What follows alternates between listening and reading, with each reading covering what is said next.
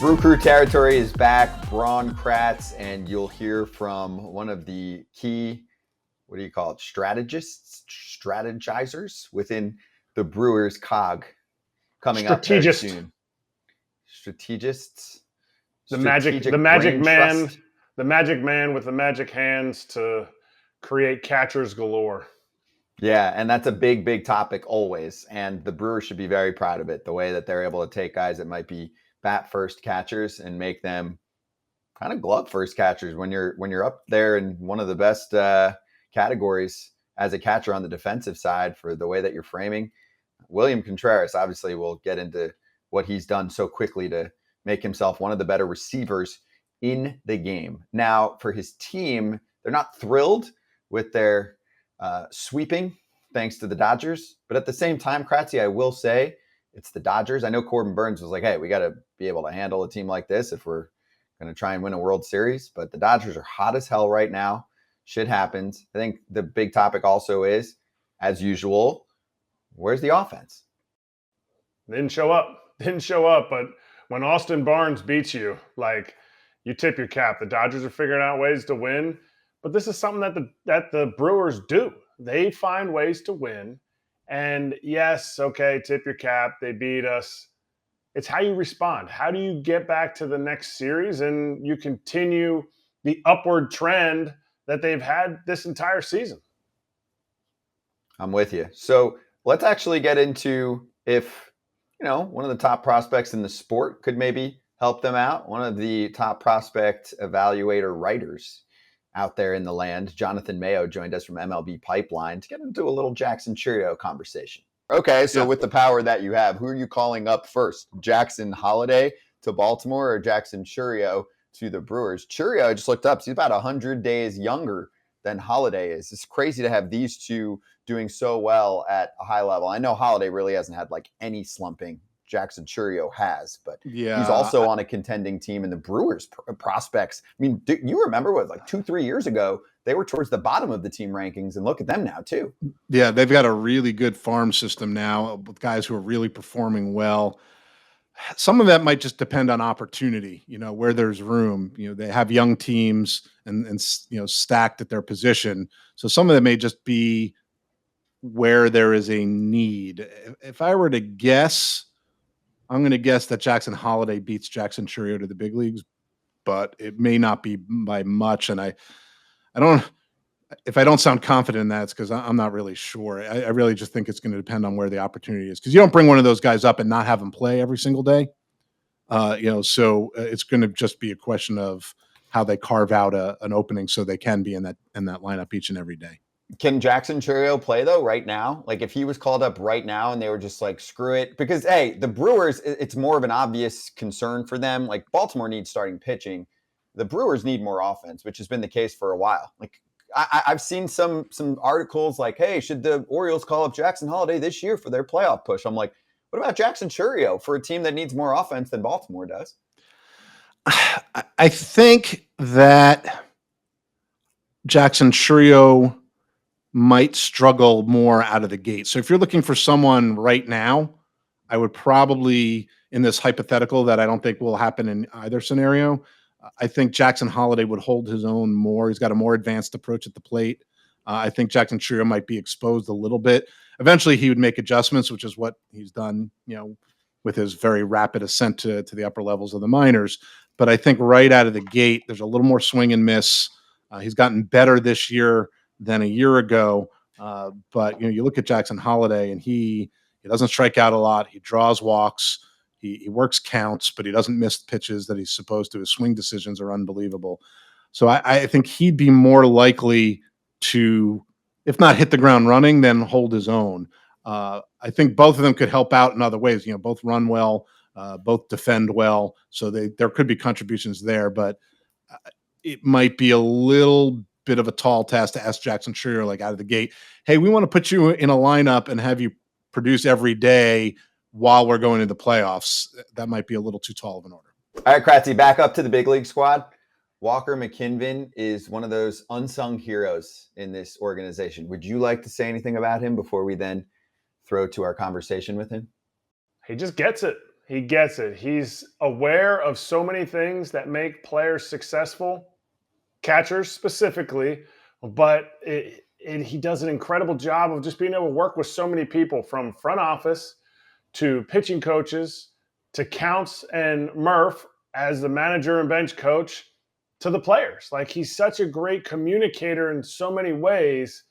He's an invaluable piece on this coaching staff that deserves a lot of credit. And I'm always preaching Council's praise, but it's something that is because of his staff also. And he allows these guys like Walker to do a great job. I think sometimes people don't realize how time consuming all of this can be. So we'll get to that too. Let's run it. Walker McKinvin is joining us from the Brewers, associate pitching, catching, and strategy coach. How did I do? Did I nail that? He nailed it. But that's a Nailed mouthful. It? Okay. We got to tell me, did I do it right? Yeah, you got it. You got it right. That is a mouthful, like Kratzy said. I probably need to get that changed at some point, but you nailed it. What if you say, Kratzy, okay, I'm going to try and come up with this. You know, I like to make up nicknames and titles and all of that. Yeah, you do. I'm the associate PCS for the Brewers. No? No. You just got to make sure we don't use like ass catch and pitch and all that stuff. So like we got to keep it PG for Walkie. So we'll come up with something for you. All right. Okay. Yeah, please do. Yeah. Walker, explain to me what you've got going on your day to day with the ball club. Yeah. So I have my hands in a few different places.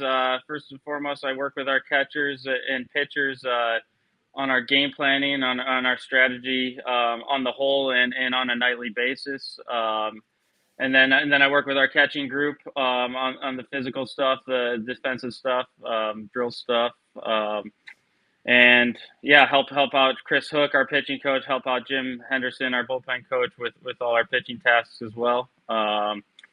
And then, yeah, I act as a liaison a little bit with our R&D department, with our front office on certain things. Mostly on our run prevention side. First and foremost, it's the game planning, it's the game strategy stuff, assisting Counts, assisting Murph with in-game stuff, and then it's working with our catchers defensively. So essentially what he's saying is, because the Brewers are so good at preventing runs, this is the man right here. He's on this side of me, so this is the man. And seriously, when I was with the Brewers, Walkie was in the cave doing all this stuff and really just churning out incredible scouting reports, but like being able to mesh the analytics and what those things say to the actual like applicable use in games. And that's what always impressed me about you, Walker. How has that continued to grow or improve since I was there in 2018? Because now you got a uniform. I mean, they fit you for big league pants. You got a uni, you're on the bench. So how has that improved? And where do you guys look to improve in the future with that? Yeah, so we've had a little bit of we kind of had a holdover with our catching group with Manny there, who you spent 2018 with, and so we built that relationship, and he was on the field in the following years in 19, 20, 21, but we also had kind of a revolving door after that with Yasmani, with Omar, new catchers along the way. So I was given the opportunity to go in the dugout and work with those guys in game. Once our pitching coach Derek Johnson left, so Counts put me in baseball pants, and it was awesome, and it's been awesome ever since. So since 2019, I've been there. The main purpose of my role is to offer insight to Hookie during the game, to our catcher during the game, to our starting pitchers during the game on not only what we planned before the game, but adjustments and tweaks throughout the game. And as far as like the information stuff, yeah, there's more and more and more. So continuing to like turn that into concise, usable, actionable information for our players is essentially essentially the task here, because there's quite a bit of it, and a lot of it's awesome. A lot of it can be overwhelming, but churning that out into like actionable on the field stuff is kind of the main task. My favorite, and I know your favorite, is the SLAA. People are like, what the heck is that?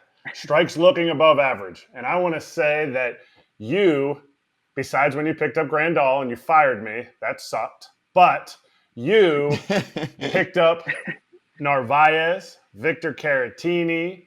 You continued to help Manny P. I remember in September in 18, you guys were working so well with Manny P, and his receiving started going up. But nothing has been a turnaround like William Contreras' SLAA, his strikes looking above average, has gone from minus 43 to plus 63 this year, which is, for anybody who doesn't know what that means, it'd be like him hitting 15 more home runs than he did last year. Like, the value of that is incredible. What are some of the things that you looked at with William Contreras when you went to pick him up, besides the fact that he made an all-star team last year as a hitter, and the Braves were like, we don't think he's going to be very good defensively? What did you look at? Because I know you have your finger on that, and you're really in that, not only with the development of him, but also with like the trading for him and getting him to the team. Yeah, so we are aware of how good the Braves are at developing catchers. Like I've always been impressed at like the foundation of all the Braves catchers, the guys that have either started there or gone through there. We had a guy up until this year's trade deadline, Alex Jackson, who came up with the Braves too, and just fully aware of how they do develop catchers. So I knew like William had this unbelievable foundation for how to catch from the start that he got there when he signed as an amateur, a young amateur. So that was number one. I thought that was going to be like work to our benefit. Like we were going to get some free roll with him, knowing exactly what he's doing, and then coming over to a new place fully motivated. But beyond that, it was a 25-year-old dude, like with incredible life in the body, really, really strong, really, really flexible, really, really fast, and really, really good hands. So when you watch a reel of him catching, you can kind of sniff it out that like this guy has like extremely good hands. He's extremely quick. He's extremely athletic. You can see that on both sides of the baseball here. So I couldn't really assign like why he was doing so poorly. I thought this like had all the tools to be like a plus type defensive catcher in the receiving stuff particularly. So once we got him, I was super pumped. Some dialogue with Matt Arnold about it along the way for sure. But just like oozing with tools. That's what I saw. He's oozing with tools. Usually you can say, oh, this guy's deficient. He's probably strength over quickness or quickness over strength. But say you were probably strength over quickness there, Kratzy. But he's a sturdy rock who's both strong and fast back there. And that's what I saw. You forgot I'm good looking too. So that's part of why you guys picked me up. But yeah, who is the best lineup that you've seen, that you've game planned for this year, that you guys have seen? Yeah, I'll give credit to the the Braves once again, man. That was a task, especially going into their place where it just feels a little bit different when you're pitching there. The ball certainly flies there, but those guys play with a certain energy in that stadium, and when they get rolling, everyone else gets rolling. It feels like it's like a compounding effect. So we felt it in the 3 games that we played there, and even at our place, like a week prior, we played them within a 2-week span of one another. Like they were always, you're just always on edge because there's no breaths to take in that lineup. It's incredibly deep. The one we just played in LA is pretty darn good as well. So that's fresh on our minds too. So that's the class of the NLs. It's good to know what we're up against as we enter the final quarter here. But those two lineups really do stand out, just out of recency, but also because man, they're really really good. So yeah. You guys weathered the storm from some pitching issues, injuries. You know, Wade going down, Big Woo going down for a little bit. You feel like you weathered the storm. Obviously, you have no idea what the future holds with injuries and stuff. But as the season hits the final month and a half here, do you feel like this rotation is enough to push the Brewers into the World Series? So yeah, that's how our team's been built. This is the plan since the winter. We're a team built on pitching and defense. I think so. We've got our guys healthy. We've got our guys rolling. Big Woo's throwing tonight. He feels like he's in a pretty good spot. Freddie's been better and better and better as the season's gone along. Corbin just spun a gem. Wade Miley knows what he's doing every single time he goes out there, and he sees the finish line here, and he's super motivated on this pitching staff. And then Adrian Hauser was about as good as I've ever seen him in his most recent start. So all that to say, yeah, our pitching is stepping up at the right time, and I think that's been the plan all along. So the combo of our elite defense and our pitchers hitting their stride at the right point, I think we feel pretty good about where we're at, seeing the finish line here. Question for you, Walker, about Contreras, because like Kratz mentioned, it's been an elite turnaround. It's been super quick. It's not the first time this has happened. He's been really fun to watch behind the plate. The one thing, and I don't want to be like the negative Nancy here, but the catcher interference calls that have popped up for him, do you look at it as a ball club? Well, I guess, why do you think it's happening to him? But also, do you look at it as a ball club? Like, damn, if that's the only problem we've got going here, and I think it's 5 times the entire season, like, we'll handle that. We're good here. This is a massive win. Yeah. So it's I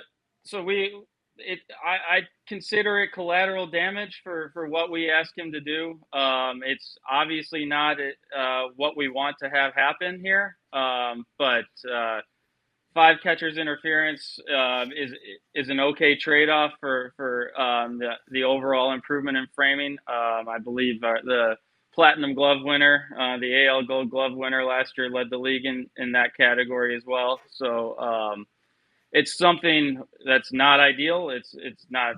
We didn't love the 2 in LA, 2 in a row in 2 innings. William certainly didn't love it either.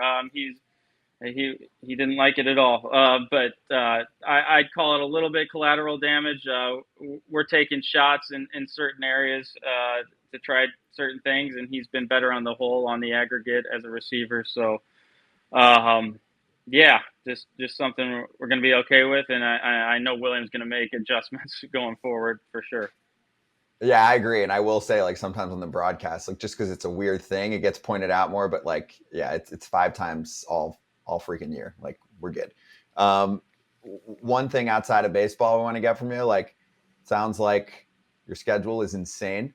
Give me one thing that you do for fun outside of baseball on an off day, or you can say, hey, I don't even have time. It's in the off season or after a game. You know, most of these guys nowadays are unwinding with video games. Like, give me one thing. A good bottle of Pinot Noir. That's no, that's good. Yeah, but that's actually me, Counts, and Jason Lane. We split a bottle of Pinot Noir after every road win. But that's an off day activity too. Me and my neighbor will split a bottle of Pinot Noir. But that's I'm pretty in the season. It's pretty strict. Just enjoy the off day. Kind of take it to decompress. Do nothing by design. I'll go on long walks, drink a coffee, go out to lunch, work out, and maybe at 5 o'clock I'll have a glass or 2 of Pinot Noir. That's it. extremely humble. He's probably working on the off day too. I've seen, unless you've changed, for Walker. sure. Unless you've changed, I've seen you on the plane. I've seen you and BP on the plane getting like you guys doing your work. Now, hey, you know what? You're in a uniform. Maybe you love your big league off days now. Maybe you've changed, Walkie. I don't know. Maybe a little bit. I mean, if I need to, I will. But I do think they're important. I really do. I'm getting older, Kratzy, so I can't be burning out here. I need my time.